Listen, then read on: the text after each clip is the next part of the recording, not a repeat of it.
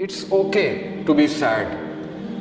ہر انسان کی زندگی میں کچھ نہ کچھ ایسا ہے کہ اسے غم آئیں گے، اور یہ اللہ نے لائف کی نیچر بھی یہی بتائی کہ الذی خلق الموت والحیات لیبلوکم ایکم احسن عملا، کہ میں دیکھوں گا تم میں سے بہترین عمل والا کون ہے. کہ یہ اندھیرا بھی چھا جاتا ہے، وہ پورا کا پورا چھا جاتا ہے، لیکن کبھی بھی اندھیرا پورا کا پورا نہیں رہتا ہے. صبح ہوتی ہی ہوتی ہے، کبھی بھی سچویشن سیم نہیں رہتی.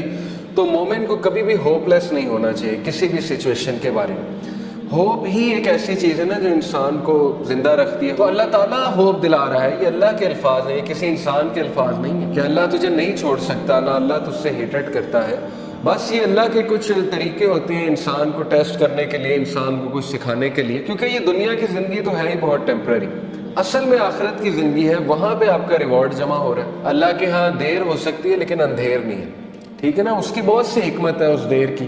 اللہ تعالیٰ پتہ نہیں آپ کو کیا ریمائنڈر دینا چاہ رہا ہے آپ سے، کیا آپ کو ٹھیک کرنا چاہ رہا ہے، آپ کے کون سے سکلز کو باہر لانا چاہ رہا ہے اللہ. کیا وہی نہیں جانے گا جس نے تمہیں تخلیق کیا ہے؟ کیا اس کو ہی نہیں پتا کہ تم کس سچویشن میں ہو، تم کس غم میں ہو؟ اللہ سے ہوپ لگائیں گے نا تو ایمٹی ہینڈ نہیں آئے گی. نو تو ہے ہی نہیں نا، ہوپ لیسنس تو ہے ہی نہیں اللہ کے یہاں. اس لیے یہ شیطان ہوپ لیس کرتا ہے بندے کو آ کے کہ جی تجھے تو یہ ملا ہی نہیں، پتہ نہیں اس کے بدلے اللہ نے کیا دینا ہے. تیرا رب تجھے اتنا دینے والا ہے قریب کہ تو راضی ہو جائے گا. جو بندہ خود پین میں ہوتا ہے نا، وہ پھر دوسروں کی بڑی زبردست مدد کرتا ہے. تو غم کو بری بات نہیں ہے، ٹھیک ہے نا، غم کو سزا نہ سمجھیں. غم جو ہے یہ تو روحانیت کی سیڑھی ہے. اس روحانیت کی سیڑھی پہ چڑھ کے انسان کا جو ہے وہ دل نرم ہوتا ہے، پھر وہ دوسروں کا غم فیل کرتا ہے اور پھر وہ دوسروں کے لیے کچھ کرتا ہے. دیکھیں نا، جن سے اللہ ناراض ہوتا ہے ان کو تو یہ سائن ہی نہیں ملتے، وہ تو فل مزے میں ہوتے ہیں. ان کو نہ کوئی مصیبت آتی، نہ کوئی پرابلم آتی. جیسے اللہ کے نبی صلی اللہ علیہ وسلم کو اللہ نے کہا کہ ان کا جو مزہ ہے، ان کا کھانا پینا، ان کی عیاشی آپ کو دھوکے میں نہ ڈالے.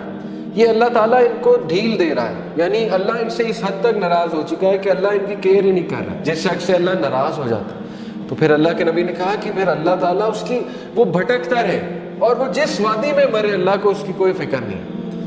یہ ہے اصل میں وہ شخص بدبخت. اور یہ کون ہے؟ وَلَا تَكُونُوا كَالَّذِينَ نَسُوا اللَّهَ فَأَنسَاهُمْ أَنفُسَهُمْ. کیا تو نے دیکھا اس کو جو اللہ کو بھول گیا تو پھر اللہ نے اس کو اس کا آپ بھلا دیا. اولئک هم الفاسقون، یہی تو فاسق ہے. تو اس لیے یہ مت سوچے کہ اللہ نے آپ کو بھلا دیا. اگر اللہ کسی کو ناپسند کرتا ہے تو اپنے قریب کیوں لائے گا؟ مجھے یہ بتائیں. ٹھیک ہے نا، ایک بندہ کہیں اور جا سکتا ہے، کلاس میں آ گیا، دین کا لیکچر سننے آ گیا، کیا یہ نشانی نہیں ہے کہ اللہ اس سے راضی ہے؟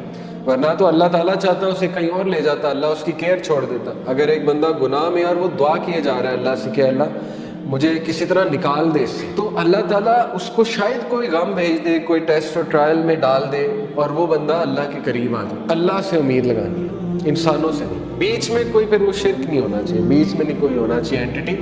ساری کی ساری امید اللہ تعالیٰ سے ہے. پھر آپ دیکھیں اللہ تعالیٰ جلد آپ کو ایسی چیز دے دے گا کہ آپ کا غم اللہ ہلکا کر دے.